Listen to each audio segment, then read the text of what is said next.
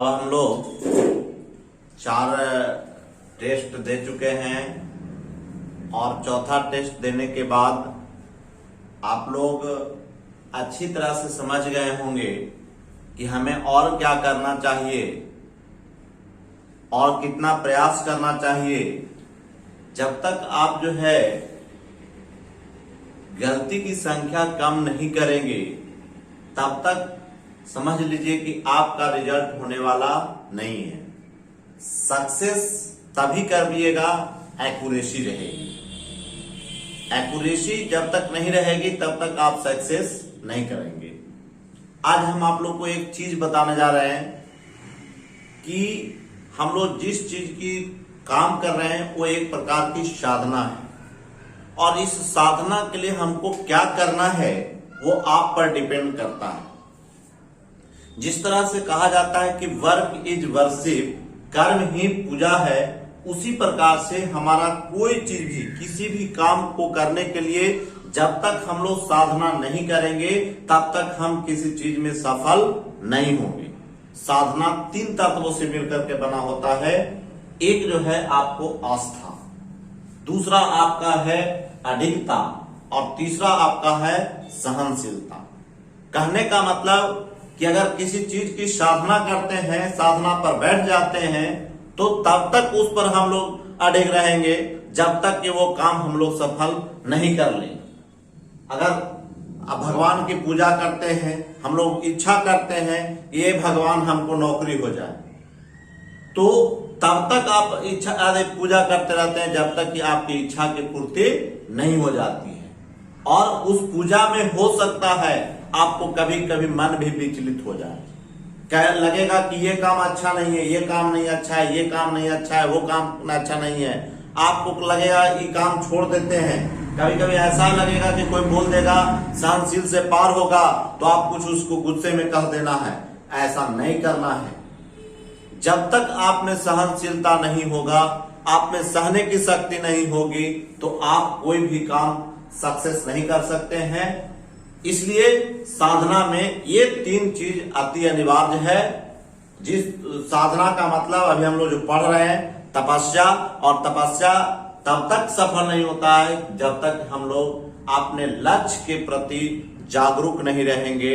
और जागरूक होने के लिए ये 3 चीज आपको बहुत ही आवश्यक है, आस्था, अडिगता और सहनशीलता। ये 3 बनाए हुए रखिए, एकदम सफलता आपकी निश्चित है, आपके पास चुमेगी। इसलिए आज जो है हम लोग 5वां वीक में पहुंच रहे हैं। जिस तरह से पहले सिलेबस हमने 4 वीक तक दिया, उसके बाद अब हम लोग 5वां वीक में फिर उसी तरह से मंडे से लेकर के सैटरडे, और सैटरडे के बाद पुनः आपका संडे को टेस्ट होता है, और संडे को टेस्ट होने के बाद आप लोग जो है जिस प्रक्रिया में ये काम करते हैं उस प्रक्रिया में करते रहेंगे। तो रूटीन में हमारा क्या है, तो रूटीन में हम लोग 3 चीज देते हैं आपको। एक आपका साइंस रहता है, दूसरा आपका आर्ट्स पेपर रहता है और तीसरा एक राज्य को लेते हैं।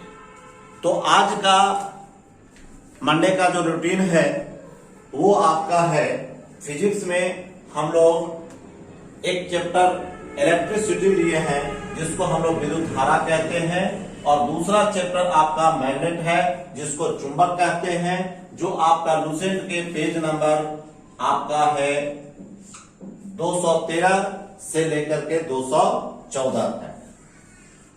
उसके बाद नेक्स्ट दूसरा आपका रहता है हमारा सोशल साइंस। सोशल साइंस में आज का सब्जेक्ट है सर हिस्ट्री, इतिहास, जिसमें हम गुलाम वंश को छोड़ करके अन्य जितने भी वंश हैं, खिलजी वंश, तुगलक वंश, सैयद वंश, लोधी वंश, ये चारों वंश पढ़ना है। और ये बहुत ही इंपॉर्टेंट है, जिसमें लोधी वंश और आपका तुगलक वंश तो बहुत ही इंपॉर्टेंट है। उसमें अलाउद्दीन खिलजी को पढ़ लेना है, फिरोज शाह तुगलक के बारे में पढ़ लेना है, उसके बाद आपका मोहम्मद बिन तुगलक के बारे में पढ़ लेना है। लोधी वंश में आपका सिकंदर लोधी जो आगरा का स्थापना किया था 1504 ईस्वी में, उसी प्रकार से आपका इब्राहिम लोधी जो आपका पानीपत के प्रथम युद्ध में आपका बहुत ही इंपॉर्टेंट है, जो बाबर और इब्राहिम लोदी के बीच में हुआ था, जिसमें इब्राहिम लोदी हार गया था और बाबर जीत गया था। और आज का जो राज्य है वह हम राज्य आपको देने जा रहे हैं, स्टेट है, वो स्टेट आपका है पश्चिम बंगाल। पश्चिम बंगाल ये बहुत ही इंपॉर्टेंट राज्य है सर, क्योंकि ये बिहार से, तो इसलिए ये भी इंपॉर्टेंट है आपका, इसलिए आपका बहुत ही इंपॉर्टेंट है। तो आज का रूटीन समाप्त हुआ सर।